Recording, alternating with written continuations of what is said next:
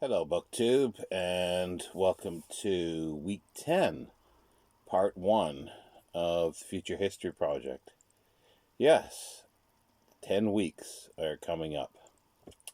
Well, we're back to short stories, and they're 3 robot stories, sort of.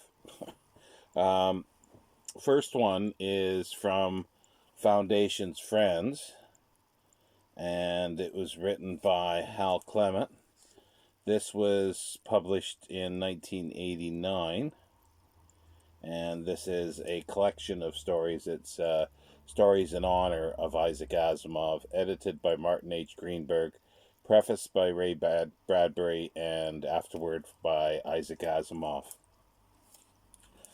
Now, as I say, it is a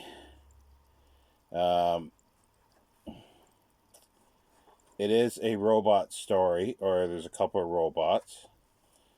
Now, it was... let me see here. Let me find it.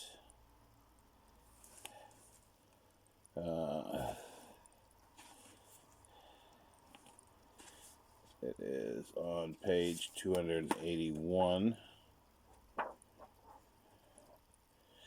It's a normal size short story. It's about 20 some pages long. And now, it's the surroundings. It's set on one of the sort of moonlets of Uranus called Miranda. And there's an expedition that's been sent there, and that includes one robot called Chili. And it's just basically a ice pile, a ice cube in space, sort of, or a fragmentary ice cube in space. But they have detected cubes of some sort, and they think it could be evidence for extraterrestrial life. So a team is sent out, and the robot is sent out as well.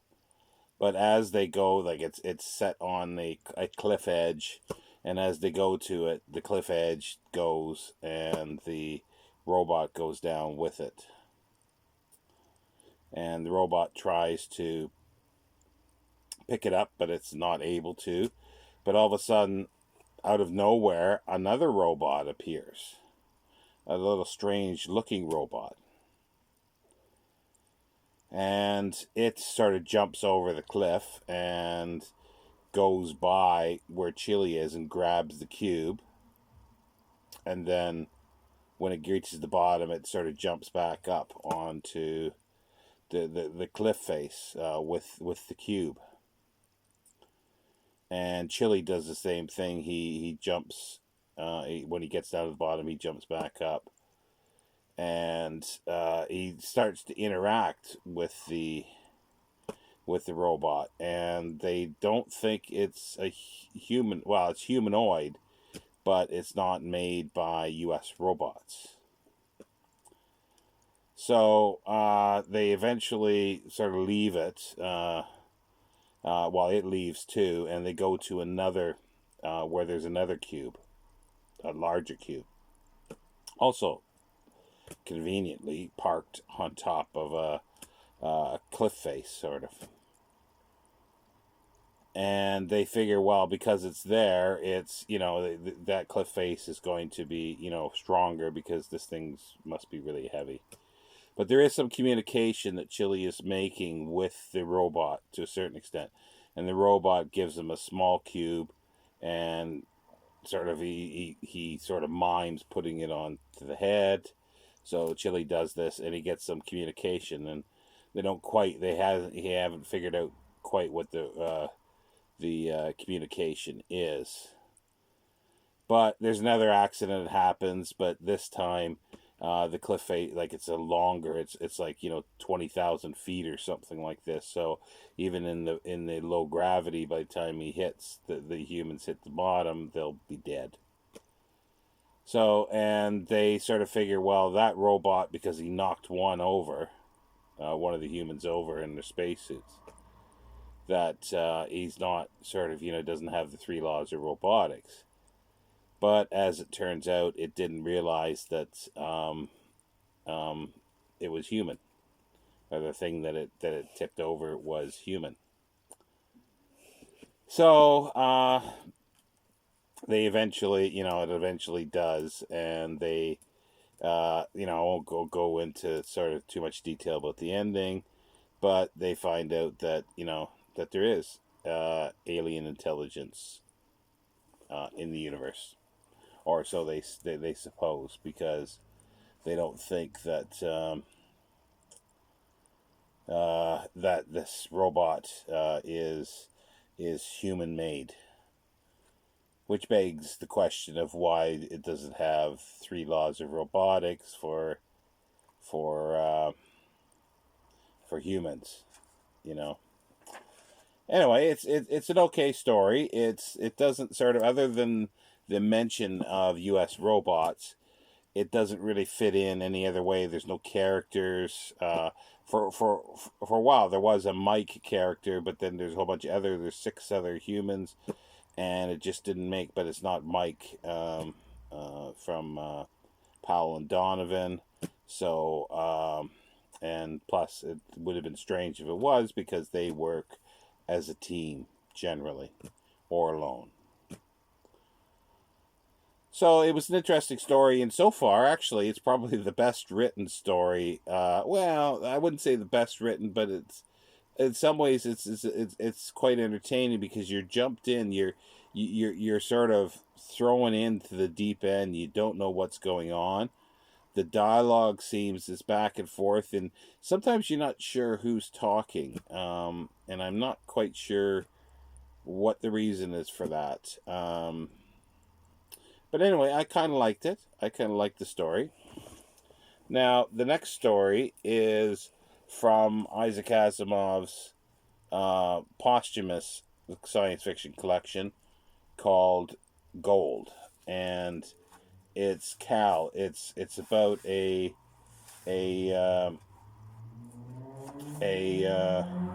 robot named Cal, and it's written by Cal as well. Now, it's the first story in here. I was trying to see when it was actually published. Yeah, it was 1990. Not sure where it was published off the top of my head. I'll have to check it. If I can find out, what I'll do is I'll put it down in the description section. So he starts out, "I am a robot. My name is Cal. I have a registration. I have a registration number. It is CL123X, but my master calls me Cal." Now, the X designation is sort of special designation that was written or created especially for his owner. And so Cal is it works for a writer of mostly mysteries. And he's a very simple robot. He doesn't have much going for him, just that he will do odd jobs, cleaning and so forth, and he obeys. And the writer, his master, is a little persnickety, I guess you would say.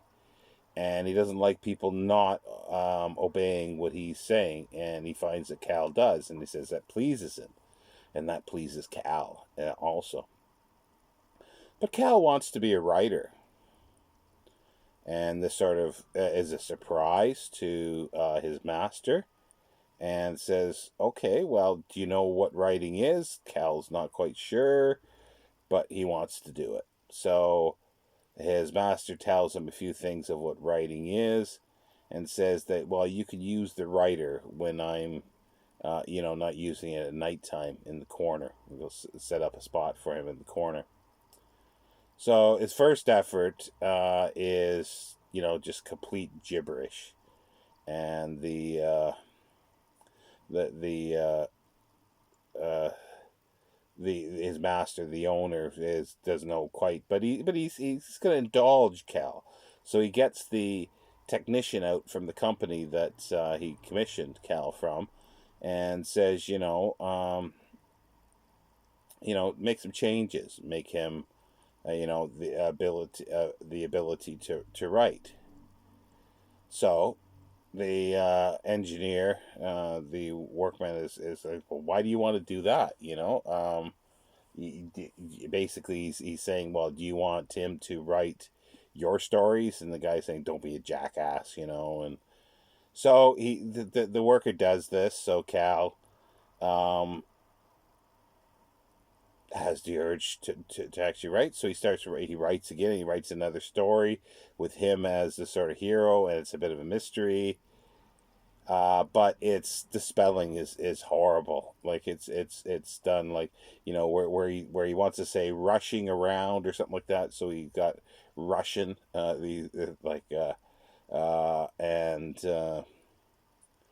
and other words like that. They're sort of done phonetically. So he finds out that Cal can't spell, and it's like, well, he speaks well enough, but yeah, they don't have a dictionary in him. So he calls back the company and gets a dictionary sort of implanted into him. So he writes another story, and it's a little better. And he also, like, he's been given information, don't use, yourself, and don't, say you're great and all this kind of stuff. So create these things. And then he sort of gives him a collection of his own stories. So Cal reads it, thinks up a story, another story, and he does this. And he creates a pseudonym to write. He lifts a name from his master's story, and then he sort of still has his name in there, but extended, sort of a little hidden. So and it's sort of it's becoming like a bit of and it's this second story, and it is a competent sort of story. There is a beginning, middle, and end. There's a bit of a mystery to it. So, but his master is concerned that he's basically poaching his own territory. So he says to him, can you he calls the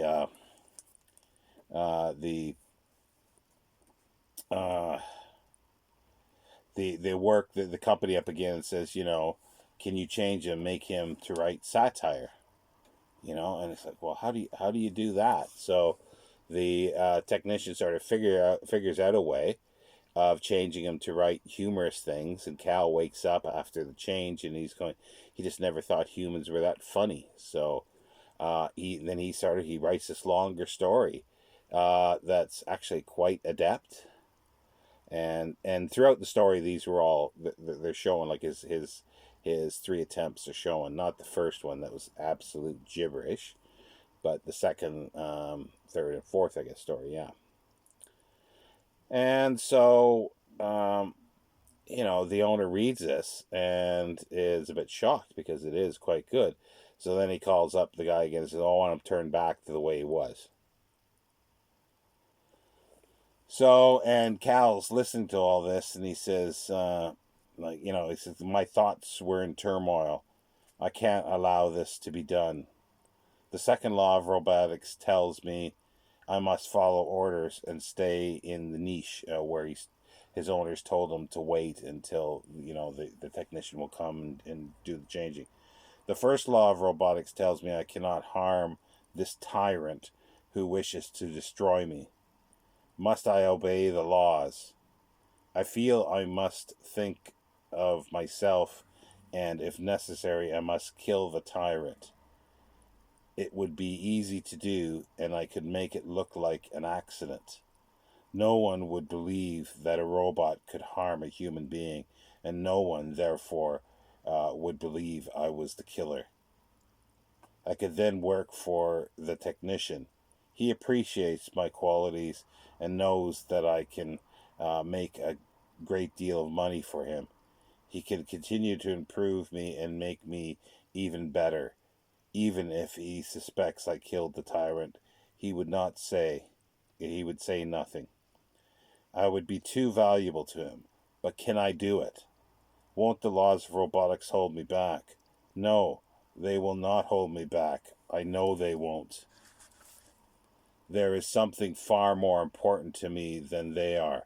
Something that dictates my actions beyond anything that they can do to stop me. I want to be a writer, which is kind of funny. It's an interesting story, um, and it's quite humorous. Again, there's no, there's just the company though, and not even U.S. robotics is mentioned. So it's a robot story, but it's not connected to the other robot stories of the U.S. robots per se. Now, the last story that we read for this part is called Insert Knob A and Hole B.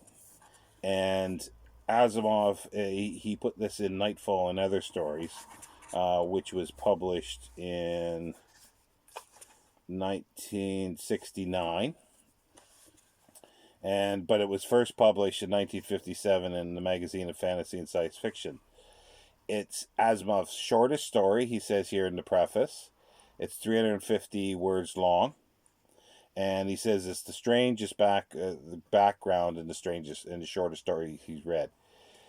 In August 21st, 1957, he took part in a panel discussion on means of communicating science. And this was done for WGBH Boston's educational TV. And there were John Hanson, a technical writer of directions for using machinery, and David O. Woodbury, the well-known science writer.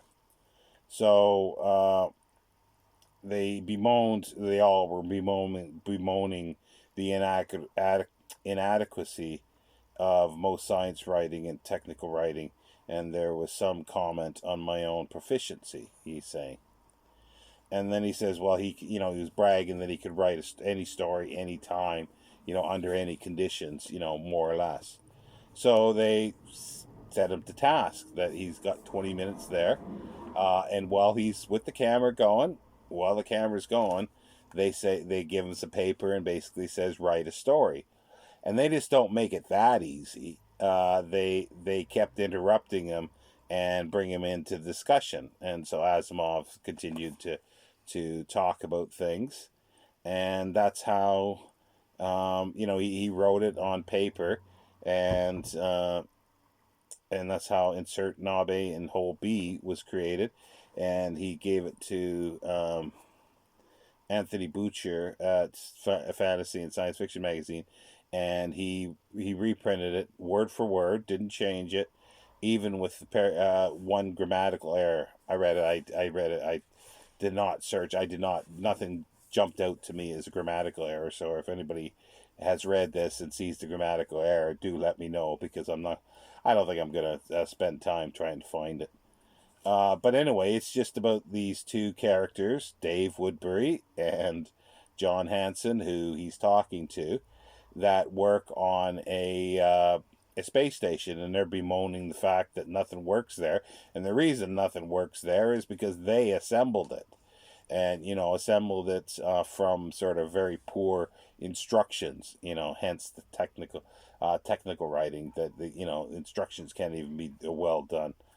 So they get sent a robot that will and can construct anything from anything, basically. So, and everything comes into the place disassembled. So the robot comes in disassembled. So the outcome of the story is they open up the crate, and there within it were 500 separate pieces and one blurred and ambiguous direction sheet for assemblage. And that's the end of the story. So we've got two humorous sort of stories by Isaac Asimov on robots, but again, they are not directly pinned to the sort of future history in many ways, but some of them not. Some of the stories aren't. So that sort of works too, and so does Hal Clement's story as well, and that is because it's U.S. robots and mechanical men. So I thought they were pretty good stories, two humorous stories and one more serious story. Uh, Except the Hal Clement one with the aliens is a little too premature, I think, for evidence of aliens. But we will get to that at some point. And again, like I say, some of this, a lot of stuff that is the pastiche writing, has benefited from hindsight of what Asimov, the last things that he wrote in the Foundation universe and in the robot novels, but more specifically the last stuff that he wrote in the Foundation universe or Foundation era. So yeah, so I thought they were pretty good stories. I'll be back Thursday with the last three stories of this week, and until then, BookTube, take care.